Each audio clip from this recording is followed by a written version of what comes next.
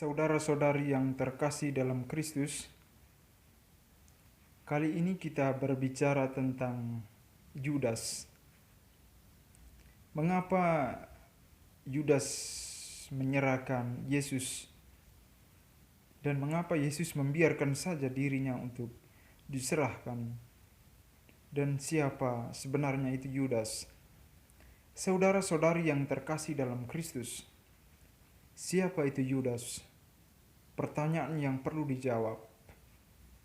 Di dalam Markus dan Matius dikatakan bahwa Yudas adalah seorang pengkhianat.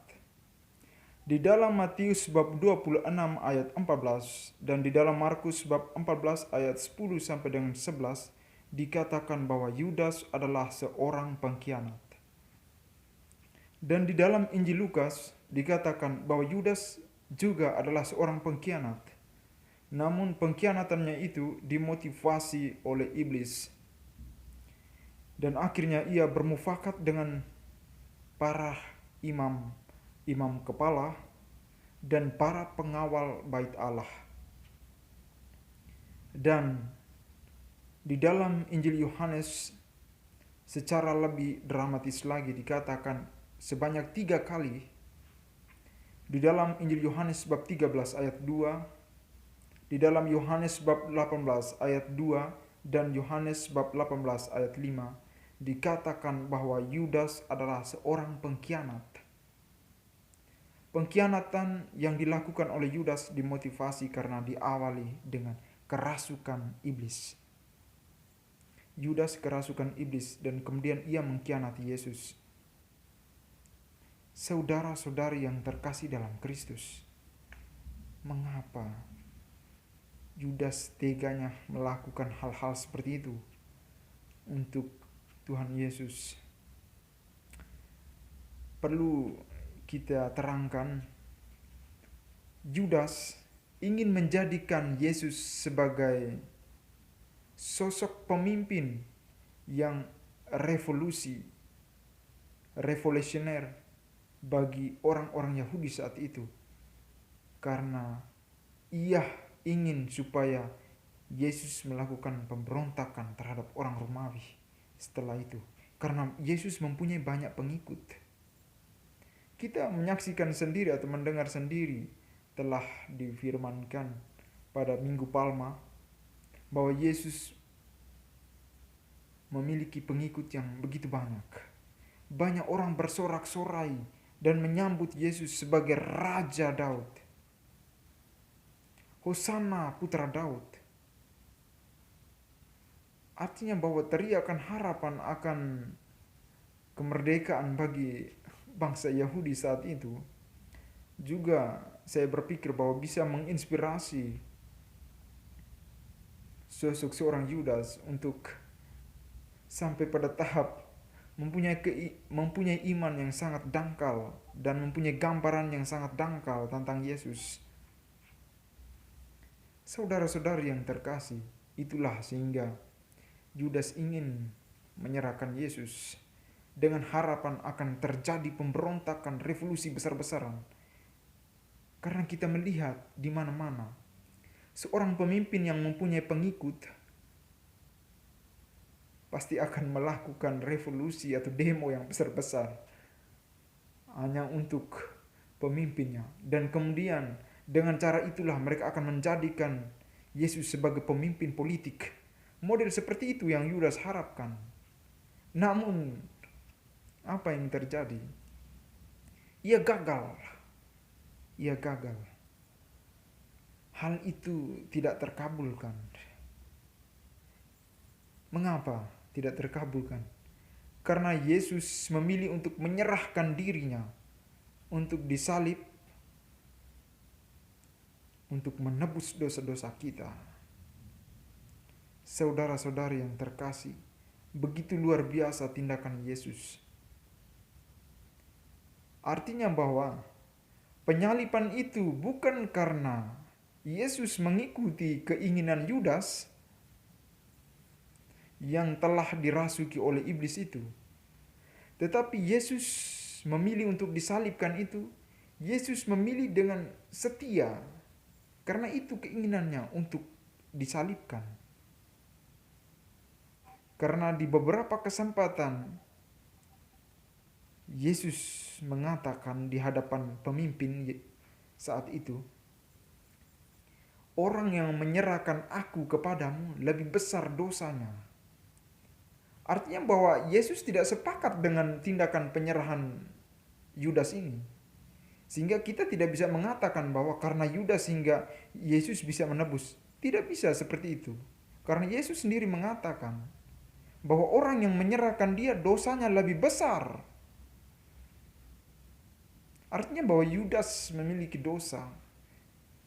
Dia telah dipengaruhi oleh iblis untuk mengkhianati Yesus.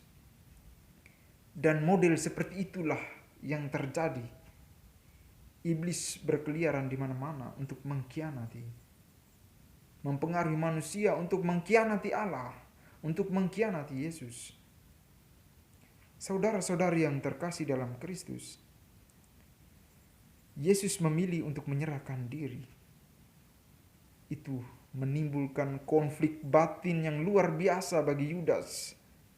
Sehingga ia akhirnya mengakhiri hidup dengan kegagalannya itu. Yudas dikuasai oleh kesombongan saat itu. Dia ingin menjadikan Yesus sebagai pemimpin politik menurut paradigmanya sendiri. Bukan menurut apa yang Tuhan firmankan. Tetapi menurut paradigmanya, ia ingin menjadikan Yesus sebagai pemimpin politik, namun gagal. Yudas tidak memanggil Yesus sebagai sebutan Tuhan dengan sebutan Tuhan seperti para murid lainnya di dalam Yohanes bab 6 ayat 68 dan di dalam Yohanes bab 11 ayat 16. Yudas hanya memanggil Yesus sebagai guru atau rabi. Menunjukkan bahwa hubungan Yesus dan Yudas begitu jauh dibandingkan dengan para murid yang lainnya. Yudas memang orang serakah dan ia mengkhianati Yesus, juga mengkhianati teman-temannya sesama para murid. Begitu serakahnya Yudas, hidup dan makan bersama dengan Yesus dan para murid yang lain, tapi ia melakukan pengkhianatan. Hatinya berada di tempat lain. Motivasinya beda dengan sesama murid yang lain. Saudara-saudari yang terkasih dalam Kristus, Yudas ingin menjadikan Yesus sebagai pemimpin politik, pemimpin revolusi saat itu, namun gagal. Tindakan itu memang membuat Yudas gagal karena Yesus menyerahkan diri. Yudas tidak menyadari bahwa itu salah. Yudas tidak menyadari itu bahwa itu salah. Ia menyerahkan Yesus. Saat itu ia tidak berpikir. Karena ia telah dirasuki oleh setan atau oleh iblis. Dikatakan di dalam Yohanes, dikatakan di dalam Lukas, sebelum Yudas melakukan pengkhianatan, Yudas dirasuki oleh iblis. Artinya bahwa tindakan pengkhianatan itu tindakan ketika orang berkompromi atau bekerja sama dengan iblis. Itu yang membuat Yudas untuk menyerahkan Yesus. Saudara-saudari yang terkasih dalam Kristus, apa yang menjadi pesan bagi kita dari kisah Yudas ini? Yang pertama adalah kita jangan meninggalkan komunitas. Artinya bahwa kita jangan mengkhianati hidup dalam komunitas. Entah itu komunitas basis, entah itu komunitas stasi, lingkungan, atau gereja lokal, keuskupan, atau gereja secara universal, gereja Katolik. Jangan kita hidup sendiri-sendiri. Hidup dalam komunitas itu sangat penting. Karena dengan hidup komunitas kita dikuatkan. Kita belajar dari peristiwa ini. Yudas tidak terlibat secara aktif dalam komunitas. Karena ia mempunyai motivasi di luar. Ia bersembunyi dengan sesama muridnya, ia pergi bertemu dengan para kepala-kepala imam dan para pengawal bait Allah dengan motivasi yang sudah saya katakan, ingin menjual Yesus untuk mendapatkan 30 keping perak itu. Saudara-saudari yang terkasih dalam Kristus, pesan yang kedua yaitu kita harus memahami Yesus dengan baik sehingga bisa membuat keputusan. Yudas tidak memahami Yesus secara mendalam. Pemahaman tentang Yesus sangat dangkal. Itu membuat ia mengambil keputusan yang salah. Ia berkompromi dengan iblis. Saudara-saudari, kita harus mempunyai pemahaman yang benar tentang Yesus. Ketika kita mempunyai pemahaman yang benar tentang Yesus, maka kita ingin menjadikan Yesus seperti apa dalam hidup kita? Ataukah kita mau seperti Yudas, tidak mempunyai pemahaman yang benar tentang Yesus dan menjadikan Yesus itu sebagai pahlawan biasa dan lain sebagainya? Apakah kita mau ingin Yesus itu seperti tokoh politik saat itu yang Yudas inginkan? Tidak. Yesus itu utusan Allah, dia sebagai putra Allah. Dia sebagai Tuhan. Artinya bahwa kuasanya itu lebih besar. Dikatakan di dalam Injil Yohanes, Yesus sendiri mengatakan kepada para pemimpin duniawi bahwa kuasamu itu tidak ada artinya kalau tidak diserahkan dari atas. Dan saya ini, Yesus mengatakan, iya, kuasanya berasal dari atas, artinya berasal dari Allah sendiri. Saudara-saudari yang terkasih dalam Kristus, pesan yang ketiga yaitu kita lebih mendekat dengan Yesus. Marilah kita mengambil waktu untuk lebih dekat dengan Yesus. Berusaha tindakan, sikap, pikiran kita mempunyai gambaran bahwa inilah tindakan-tindakan Yesus yang telah ia wariskan untuk kita. Khususnya sebagai orang-orang Katolik. Berusahalah untuk lebih dekat dengan Yesus. Situasi seperti ini, pandemi dan situasi dunia yang semakin maju seperti ini, jangan coba-coba untuk berkompromi dengan dosa. Jangan coba-coba untuk berkompromi dengan iblis. Karena kita berkompromi dengan iblis dan kita menjauh dari Yesus, maka akan gagal kita mempunyai pemahaman tentang Yesus. Dan kita tidak percaya Yesus.